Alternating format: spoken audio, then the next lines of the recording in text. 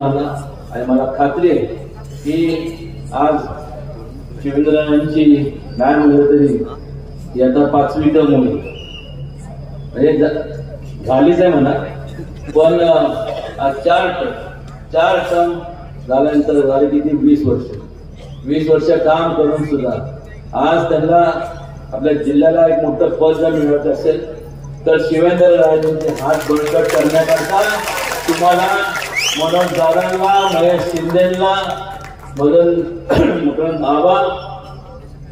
त्याचबरोबर अतुल बाबा या सर्वांना आपल्याला निवडून द्यायचंय. कारण तुम्ही म्हणत असाल, विचार करत असाल की हा उत्तर कराड मतदारसंघ आहे, मग उदयनराजे असं बाकीच्या मतदारसंघाच्या बाबतीत काही की कुठं ना कुठं तरी तुमचे मित्र मंडळी, तुमचे नातेवाईक, तुमचे सर्व